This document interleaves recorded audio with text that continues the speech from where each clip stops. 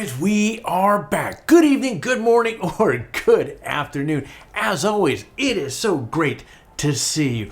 Friends, we're going to be talking about the new Sony A1 versus the Canon R5. How do they compare? Is there even a comparison? Now, last week, of course, Sony dropped this new flagship camera, the A1. Now, to say that this camera is a bombshell is an absolute understatement. It really signals Sony isn't messing around with the direction of their full-frame cameras, and that they're prepared to go head-to-head with Canon for supremacy of the full-frame wars. But the big question here is, how does the A1 look when compared to the EOS R5? Now, friend, we're going to compare these two in today's video to see how they stack up in terms of specs and features. But before we get into that, I do want to encourage you to hit that subscribe button to the channel if you haven't already. You see, we publish multiple videos on a weekly basis and on pretty much all things photography related. So if you enjoy photography news, tutorials, gear reviews, this is the place for you. And of course, if you are already a subscriber, thank you, friend. The support really does mean a lot. With all that out of the way and said, pull the seat in, let's go.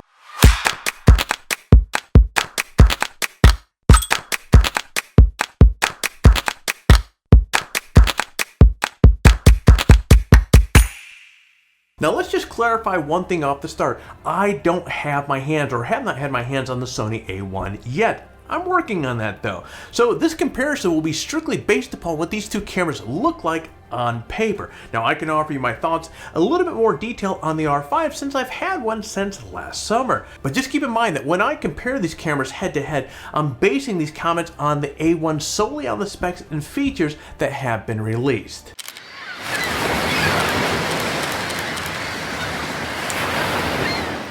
Now let's dive into some of the major specs and features of the A1 first. You're talking about a 50 megapixel back illuminated sensor. Now it's a Exmor RS stacked sensor to be exact. Now dual Bianzi XR processors. Now this is Sony's latest and greatest processor. 30 frames per second burst shooting with the electronic shutter with autofocus and auto exposure both enabled. 10 frames per second burst shooting with the mechanical shutter. Guys, this thing has a massive big buffer. We're talking 155 compressed RAW files. Unrivaled autofocus, according to Sony, with 759 phase detected autofocus and real-time eye tracking for humans, animals, and birds for both photos and video.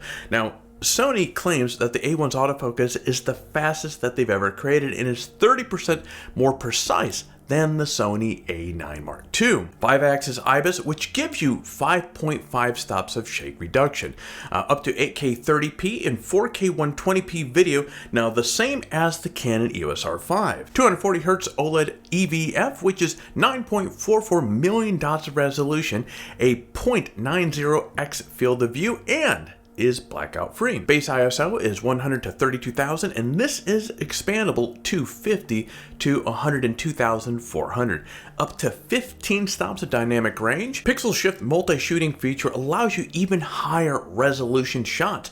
The camera basically combines up to 16 images to create a 199 megapixel photo. Damn, that's a monster. Now, with the Sony out of the way, let's take a look at the same specs of the EOS R5. Okay, we're talking about a 45 megapixel CMOS sensor, Digic X processor, which is closely related to the processor in the EOS 1DX Mark III. 20 frames per second burst shooting with the electronic shutter, 12 frames burst shooting with the mechanical shutter. Now this thing has a huge buffer, up to 260 compressed RAW files, dual pixel autofocus 2 with 1053 autofocus zones and 5940 manually selectable autofocus points. Dual pixel autofocus is available in all 8K shooting modes, and also you can quickly acquire focus for still photos when you use it in live view. Animal autofocus, which recognizes animal eyes, and when the animal's eyes aren't visible, it can figure out where the animal's face and body are. IBIS, so you're getting 5 stops of shake reduction by itself, or up to 8 stops with a stabilized lens. 8K video at 30p and 4K at 120p video. There's no crop. 5.76 million dot OLED EVF. Base ISO is 100 to 51,200, and this is expandable from 50 to 102,400. 14.6 stops of dynamic range, according to DxOMark. All right, that was a lot of specs and numbers to throw at you. So let's compare these two cameras on a few of the most important features.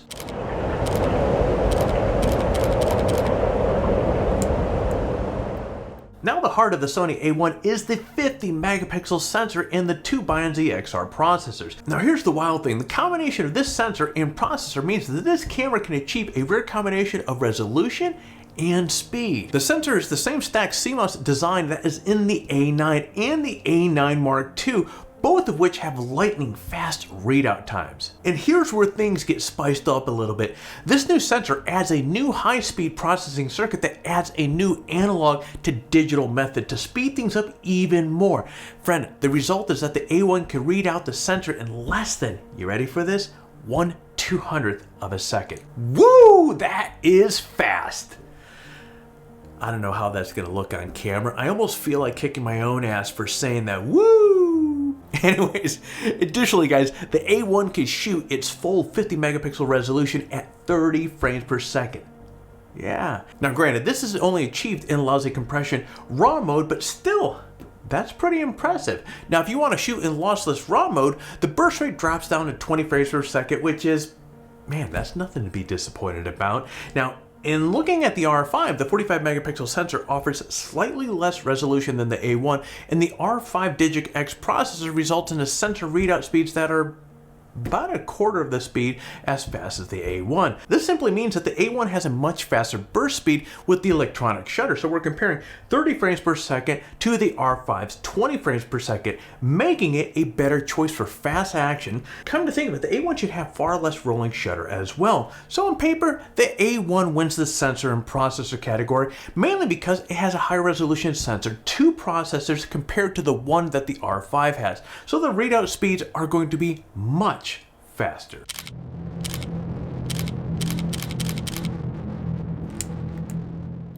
Now, if you've shot with the A9 Mark II before, you know that the autofocus system is among the most impressive available today.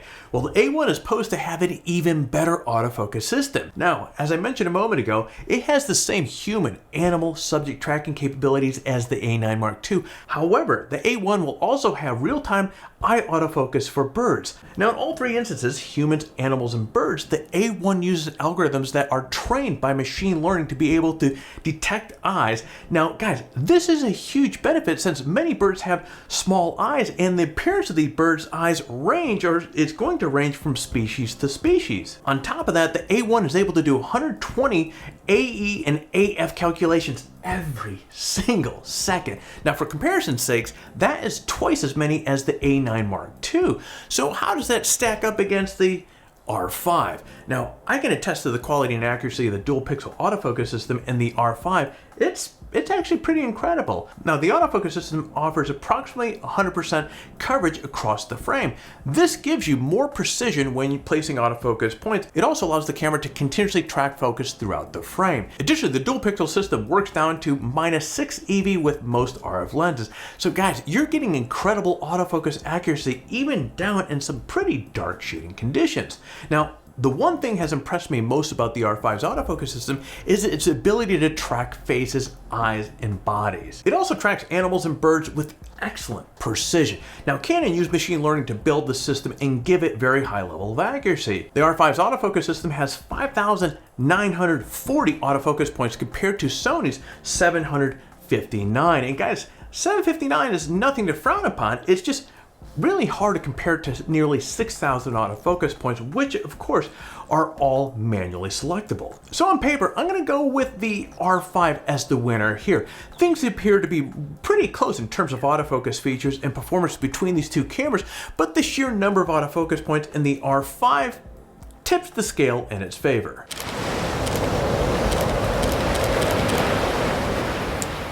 Now, the A1 comes with internal 8K 10-bit 420 video capabilities at 30 frames per second using the full width of the sensor.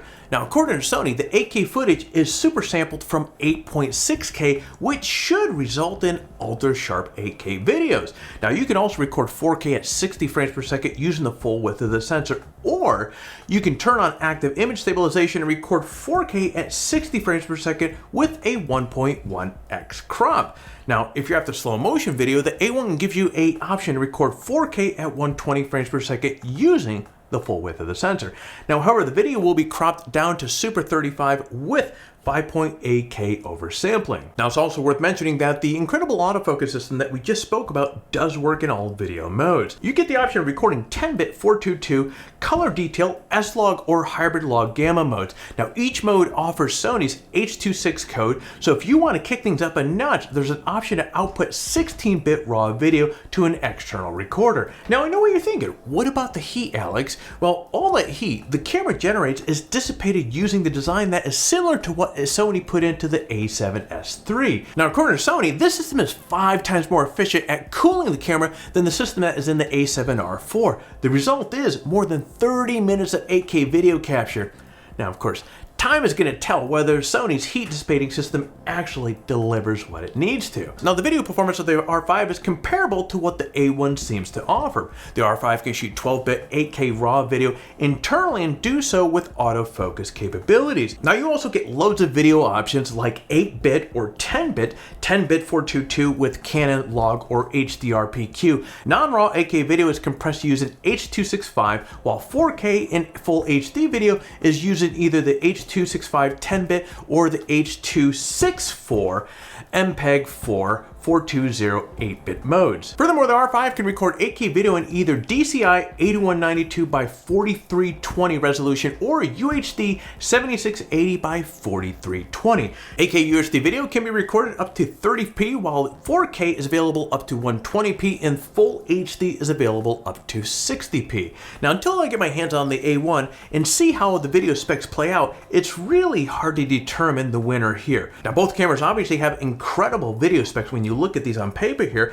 that are really relative of how professional mirrorless cameras are becoming more and more kind of dual purpose for imaging as well as video creations. Okay, and here we go. I can hear it already in the comments down below. The Canon haters are going to be like, well, Alex, hey, the overheating issues with the R5 make this a less attractive than the A1.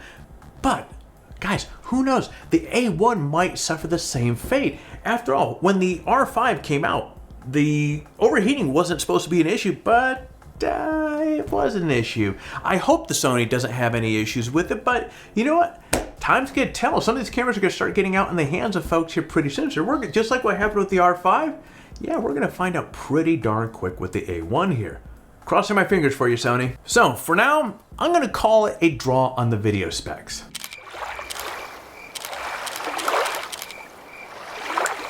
Now again, I don't have an A1 in my hands at the moment, so I can't really speak directly of how this camera feels in my hands. I can imagine what it feels like. But anyways, guys, I had several Sony cameras over the years, including the original A7R and the 6400, or excuse me, the A6400, 6300, and the 6500. And while I enjoyed many of the things that these cameras brought to the table, ergonomics, man, it was not one of them. Now, as one of our followers, Gary Hook, pointed out to me the other day in one of the last videos I pushed out, ergonomics is a hugely important selling point. That's the reason, guys, that I got rid of my Sony cameras. My Nikon and my Canon cameras feel just so much better. That's, at least for me, they do. In fact, the ergonomics of the R5 are one of the reasons why I got the R5 in the first place. And after working with the R5 for a while, I added the R6 to my kit. And it has excellent ergonomics. It actually just feels the same as the EOS R and the R5 does. So I'm giving the R5 the advantage here. I know that's not completely fair since I've not held the A1 in my hands, but based upon past experience with Sony, this could be a weak point for the A1. Now, there are plenty of other incredible features about these cameras that we could talk about, but in the interest of time, I'm going to limit it to what I think are the most impressive. The A1 is very clearly a camera that will take its place among the best cameras in the market. It's also clear that Sony wants the A1 to be the answer to the R5, which, ironically enough, we're talking about the A1 overheating. The R5 literally just shut off overheated on me. Wah, wah, wah. I'm pulling no favorite punches here, guys. Yeah, seriously, the R5 just overheated on me, which is strange. This is the first time the R5 has overheated on me. The R6, which is what we're using the primary camera here, has overheated on me a few times. The R5, boy, Murphy's Law. I was just talking to somebody last week about this, that I've never had this thing overheated and it just shut down. Maybe you didn't like me talking about Sony in that way. Okay, time to get back on path. If you want to pick up one of these Sonys, get ready to invest a lot more than if you were to buy a R5. The A1 is priced at $6,498, while the R5 is at $3,900 at the moment. All right, let's talk about this here. Do you think the A1 is worth the price tag? What feature most impressed you about this camera? Which of these cameras, if one of these cameras could magically end up in your camera bag here, no cost to you, which one would you rather it be? Let me know in the comments below. Now, before I go signing off, remember our most recent giveaway has ended, so stay tuned to see if you are one of the 3 lucky winners. Now, I'm going to announce our next giveaway soon, so keep an eye out for all the details on that as well. All right, guys, I can't make this up. Now, the R6 is overheating on me, so this is going to be a really smash through this ending here. You found some value with this video, do me a favor, hit that like button. If you are currently not subscribed to the channel, hit that subscribe button, and while you're at it, hit the bell to be notified so you don't miss out on any of our videos. With that said, guys, I got to turn this camera off, so you get out there, stay healthy, and create your best shot.